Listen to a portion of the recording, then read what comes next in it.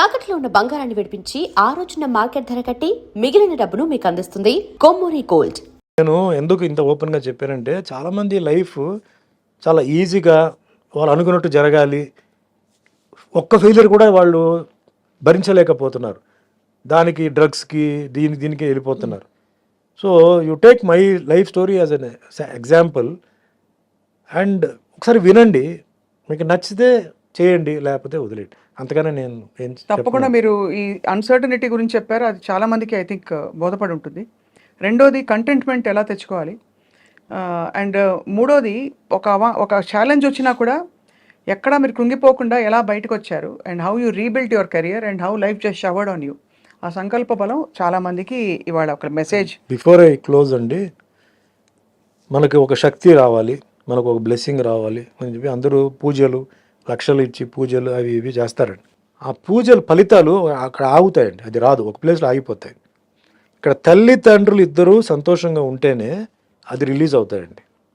తల్లిదండ్రులను మనం ఇబ్బంది పెట్టి తల్లిదండ్రులు కన్నీళ్ళు ఇచ్చి వాళ్ళని తిట్టి కొట్టి మనం వెళ్ళిపోయి గుడికి వెళ్ళి పూజలు చేసి అవి చేసి మనం బ్లెస్సింగ్ వస్తుందంటే అది రాదు.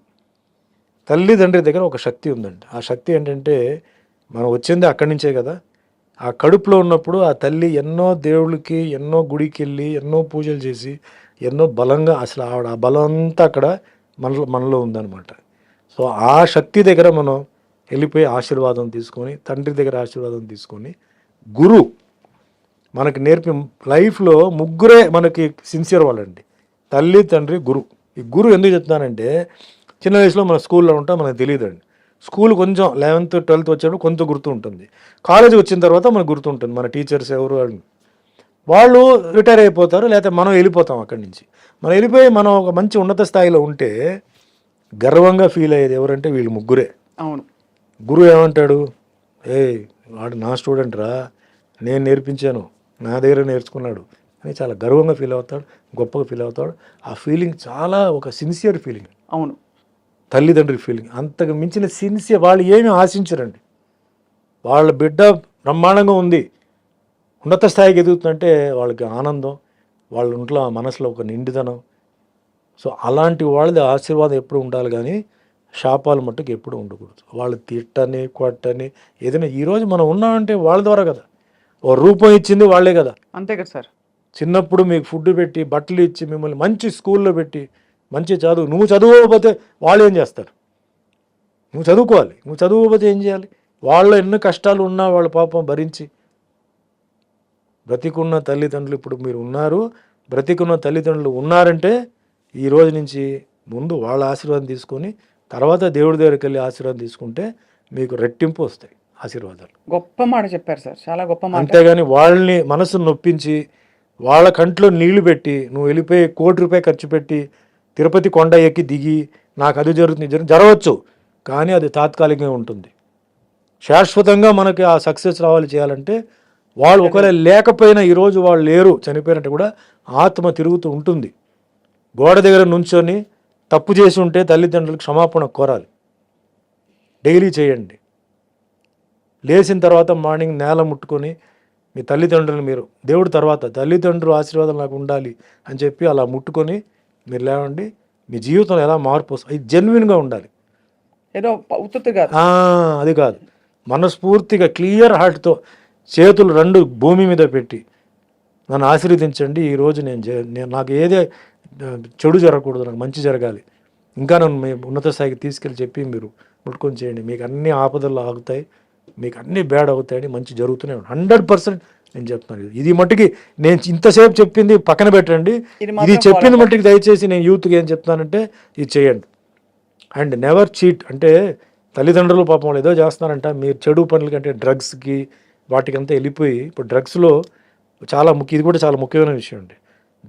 డ్రగ్స్లో వస్తున్న ఎఫెక్ట్ తాత్కాలికంగా ఉంటుంది, బట్ రిపేర్ పర్మనెంట్ అండి. డ్రగ్ వన్స్ ఎప్పుడైతే బ్రెయిన్కి ఎంటర్ అయిపోయి చాలా ఉన్నాయి, మార్ఫిన్ ఉంది, లెబిస్ ఉంది, ఇవి చాలా ఉన్నాయి. వాటిల్లో నరాలు, బ్రెయిన్, కన్ను తర్వాత కొన్ని సిస్టమ్ పోతాయి, ఇంకా అది ఏం చేయలేవు. మొన్న కూడా వచ్చాయి కదా సార్ బాగా పెద్ద పెద్ద కాంట్రవర్సీస్. ఇక్కడ బెంగళూరులో పబ్ పార్టీ జరిగింది ఒక ఫామ్ హౌస్ లో, ఇది జరుగుతున్నాయి, ఇంకా జరుగుతున్నాయి సార్. జరుగుతూనే ఉన్నాయి. Why so much in the film industry? ఎందుకంటే అది అడిగేవాళ్ళు లేరు, ఎవ్రీబడి అక్కడ you know pressure not able to pit because all for big society చేస్తున్నారు. సరే ఇంకా మనం చేయలేం. నేనేంటంటే అలా చేయడం వల్ల ఇప్పుడు ఒక ఇంట్లో ఒక అమ్మాయి పెళ్లి కావాల్సిన ఒక అమ్మాయి ఉంటుందండి. ఆ ఇంట్లో అబ్బాయి ఏం చేస్తాడు, డ్రగ్స్కి వెళ్తాడు, దాంట్లో దొరికిపోతాడు, లేకపోతే ఏదో జరుగుతుందండి. అమ్మాయికి పెళ్లి సంబంధం వస్తుందా? ఏమంటారు, ఓ డ్రగ్ అడిక్ట్ చెల్లిలో డ్రగ్ అడిక్ట్ అక్క అని చెప్పి అమ్మాయికి రాదు. ఒకటి ఆ ఫ్యామిలీ నేమ్ పేరు అయితే, ఇంటి పేరు ఏదైతే ఉందో అది పోతాయి. తల్లిదండ్రులు ఇద్దరు అంటే ఒకవేళ కానీ అట్లీస్ట్ ఒకరు తండ్రి అయినా కష్టపడి ఒక పేరు సంపాదించి ఉంటాడు కదా, తన ఒక నేమ్, ఆ నేమ్ పోతుంది కదా. మీ వల్ల ఇంత డ్యామేజ్ జరుగుతుంది, కనీసం దానికోసం అయినా మీరు ఇది చేయవద్దు అని చెప్తున్నాను. Don't be the villain of the house, you be the hero of the house. Me family పేరు ఇంకా మీరు పైకి తీసుకెళ్ళండి. మీ ఇంట్లో బ్రదర్ సిస్టర్ ఉంటే ఇంకా మీ పేరుతో వాళ్ళు బయటికి వెళ్తే వాళ్ళకి ఇన్ఫ్లుయెన్స్ ఉండాలి, వాళ్ళు హ్యాపీ గర్వంగా వాళ్ళు బయటికి వెళ్ళాలి. అంతేగాని దాక్కుని వాళ్ళు బయటికి వెళ్ళకూడదు. ఇది నా రిక్వెస్ట్ నాకు. ప్లస్ డ్రగ్ వల్ల ఏమీ లేదు, ప్రాబ్లం అక్కడే ఉంటుంది.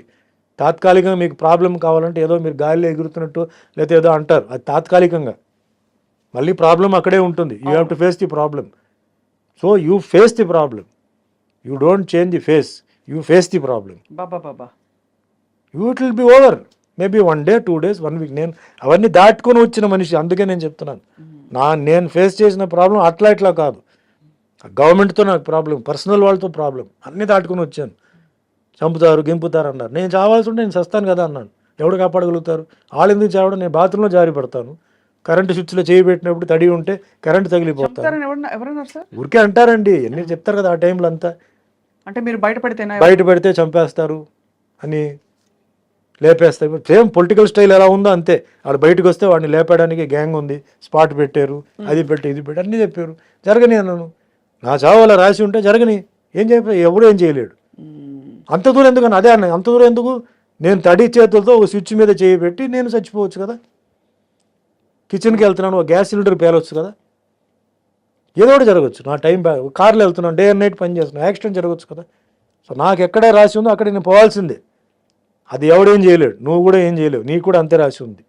అప్పుడు దాకా మనం ఏంటంటే మనం మంచి చేయాలి, మనం సొసైటీకి మంచి చేయాలి, మన ఫ్యామిలీకి మంచి చేయాలి. మనం చేస్తేనే ఫ్యామిలీకి అది ఉంటుంది. అవును sir. So this is my prayer, it is not an order. Wonderful message. And ఒక చిన్న రిక్వెస్ట్ సార్, ఈ మధ్య సైబర్ నేరాలు చాలా జరిగిపోతున్నాయి. సైబర్ నేరాల బారిన పడకుండా జస్ట్ ఒక 2 lines మీ మెసేజ్ కావాలి for the cyber crime police department. ఎందుకంటే మీరు కూడా పోలీస్ పాత్రలు వేయడమే కాదు, you're very responsible citizen. So camera case చూసి చెప్పవలసిన కోరుతున్నాం. సైబర్ నేరాలు, మీకు ఫర్ ఎగ్జాంపుల్ మీ పేరున కోర్టు నోటీస్ వచ్చింది, మీరు డబ్బులు కట్టకపోతే మిమ్మల్ని ఎక్స్పోజ్ చేసేస్తామని భయపెట్టే చాలా మెసేజెస్ వస్తున్నాయి. కోట్లు పోగొట్టుకుంటున్నారు. పొద్దునే సైబర్ క్రైమ్ పోలీస్ స్టేషన్కి వెళ్ళి వచ్చాను నేను. వాళ్ళు they want hour participation and partnership in spreading this message. Cyber నేరాల బారిన పడకండి. ఎవరైనా అపరిచిత వ్యక్తులు మీకు ఫోన్ చేసి ఏమన్నా చెప్తే మీరు దానికి రెస్పాండ్ చేసి నొక్కకండి, ఏది 9 నొక్కండి అని చెప్తారు కదా అని. అంతే సార్. సో అందరికీ నమస్కారం అండి, నేను మీ యాక్టర్ సుమన్ అండి. సో ఒక చిన్న ఒపీనియన్ అండి, ఈ మధ్య మీకు తెలుసు సైబర్ క్రైమ్స్ చాలా జరుగుతున్నాయి. పాపం పోలీస్ చాలా వాళ్ళు ఏంటంటే వాళ్ళు ట్రై చేస్తున్నారు, కానీ ఈ సైబర్ క్రైమ్స్ చేసేవాళ్ళు చాలా షార్ప్గా ఉన్నారు. వాళ్ళు ఏంటంటే ఏ టైంలో ఎంతసేపు ఉండాలి, ఆ మెసేజ్ ఎంత టైంలో తీసేయాలని ఇట్లా చాలా రీసెర్చ్ చేస్తున్నారు. బట్ అదంతా మనకు వద్దండి. మీకు ఎప్పుడైనా అలాంటి ఒక టెంప్టింగ్ మెసేజ్ అంటే ఎట్లాంటి ఏదైనా మీకు ఒక అమౌంట్ ఇట్లా డిపాజిట్ చేయాలన్నా, లేకపోతే అలాంటి ఏదైనా ఒక అట్రాక్టివ్గా ఏదో చేయాలి, మీరు ఈ బటన్ నొక్కండి ఆ బటన్ నొక్కండి చెప్పి మీకు వస్తే మట్టుకి దయచేసి మీరు పొరపాటున చేయవద్దు. ప్లీజ్ 1కి 3 సార్లు థింక్ చేయండి. అలా రావచ్చు మీకు, లేదు మీకు రికార్డెడ్ వాయిస్ రావచ్చు. వెంటనే దానికి ఏదో ఇది మంచి అవకాశం, ఏదో మాకు దొరికింది ఇది ఛాన్స్ అని చెప్పేసి వెంటనే మీరు చేయబోక కొంచెం వెయిట్ చేయండి. 1 minute టైం ఇవ్వండి. అది ఎక్కడికి పోదు, అది ఉంటుంది, మళ్ళీ అది వస్తుంది. సో మీకు డౌట్ ఉంటే పక్కన ఎవరైనా ఉంటే కూడా మీరు అడిగి దయచేసి మీరు ఇరుక్కొని మీ జీవితాన్ని మీరు పాడు చేయవద్దు. ఎందుకంటే ప్రస్తుతానికి ఈ క్రైమ్స్కి ఇంకా సొల్యూషన్ రాలా. అంటే వాళ్ళు చాలా అంటే హైటెక్ లెవెల్లో వాళ్ళు ట్రై చేస్తున్నారు. ఇలాంటి మెసేజెస్ రావడం, ఇలాంటి న్యూస్ స్ప్రెడ్ చేయడం, తర్వాత ఈ అమౌంట్స్ ముఖ్యంగా ఏంటంటే బ్యాంక్లో ఉన్న అమౌంట్స్ని వాళ్ళు ఏంటంటే వాళ్ళు షిఫ్ట్ చేయడానికి, ఇలా మీ అకౌంట్ నుంచి చేయడానికి చాలా చాలా టెంప్టింగ్గా చాలా వస్తాయి.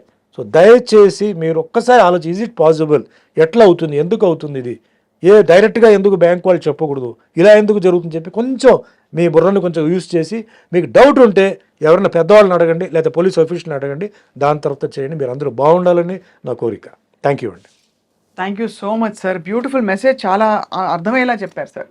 Suman garu, you are truly a hero both in real life and real life. Thank you. Thank you very much sir for your valuable time. Thank you. Thank you so much sir.